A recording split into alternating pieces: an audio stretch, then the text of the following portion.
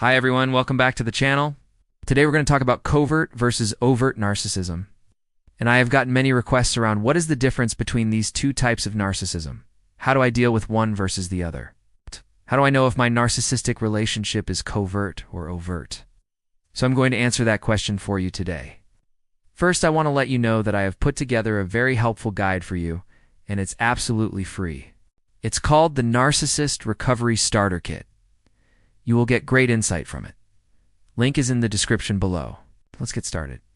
So when we think of narcissism, what comes to mind are people who are arrogant, entitled, grandiose, right? They want to be admired, they want praise, they want attention. All of those things are sort of the hallmarks of narcissism. But there are different flavors of narcissism. In the last few years, researchers have started talking about covert narcissism more and more. It used to be that we just talked about the grandiose narcissists, the over-the-top, in-your-face, look at me, I'm amazing. Those were the ones that we recognized as narcissistic personalities. But over time, we've learned that that's not all that there is to narcissism. There is also a covert flavor. So covert narcissist is someone who sort of flies under the radar. They're kind of sneaky and devious and manipulative. But it's more subtle. Whereas a grandiose narcissist is really out there and really sort of pushy and in your face, sometimes even cruel. So let us break down some of the differences between the two, and then I'll tell you a little bit about how you might spot them in your life and how you might handle them. So first off, let's start with grandiosity. A person with a grandiose narcissistic personality style is very over the top. They like to talk about their accomplishments and their successes. They like to be praised. They want to be admired by other people. They have a sense of entitlement. They think rules do not apply to them. They expect special treatment. They can be very demanding and very critical of others. And most importantly, they are very reactive to criticism. They cannot tolerate any criticism. In fact, they will go into a rage if they are criticized or questioned or told no. They feel like criticism is a threat to their core. And so they lash out and become very angry and sometimes even vindictive if someone criticizes them. Now, covert narcissism is a different story. Someone with a covert narcissistic personality is not so outgoing. They are not so boisterous and loud and demanding. They tend to be quieter. They can be very sullen and brooding. And they will definitely resent anyone who has more status than them, or makes more money than them, or is smarter than them, or more successful than them. They are very threatened by other people's success, so they may act quite humbly and unassuming outwardly. And they want to be successful, and they want recognition for being successful. But inwardly, they are very bitter and resentful if they are not the most successful, or the smartest, or the most talented person in the room. And so, while a grandiose narcissist is out there and boisterous and wants to be the biggest and the best and the most successful, a covert narcissist wants to be successful, but they do not want anyone else to be more successful than them. If they are, they will stew in their resentment. Another way this shows up is a grandiose narcissist wants to be admired. They want praise. They want people to recognize how wonderful they are.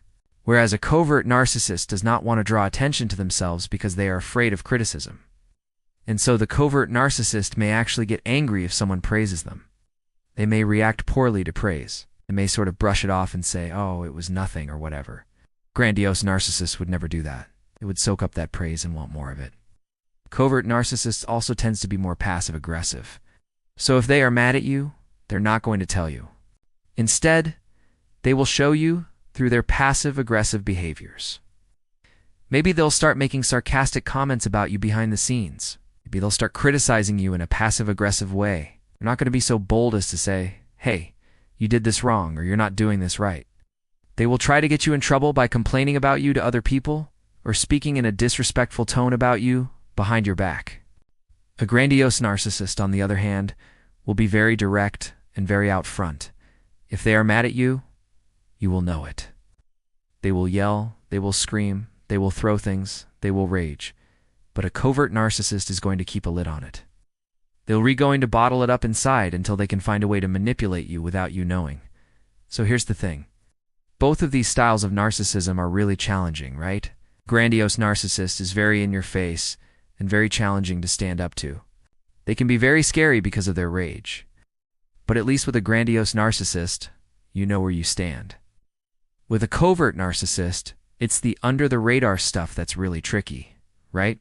Because they're so passive-aggressive, and they are not afraid to play the victim. So if they do something wrong, instead of owning it, instead of apologizing, they will blame you. They will make you the villain in their story. And because they are so passive-aggressive, other people do not see what they are doing.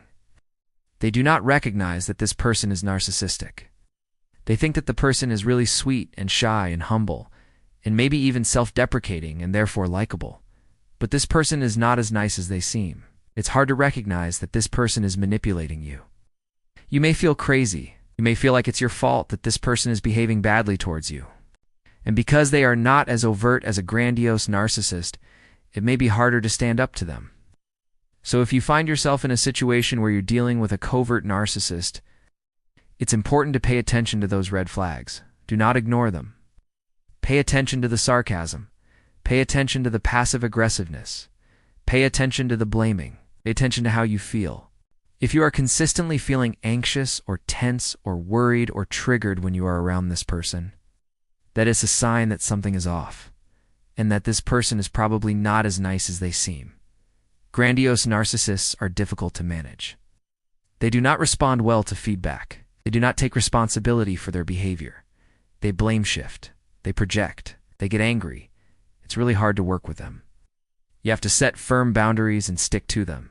But a covert narcissist is harder to spot. And so you may find yourself trying to please them or trying to make them happy or trying to fix their behavior.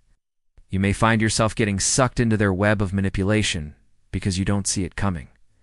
So it's important to educate yourself about narcissism.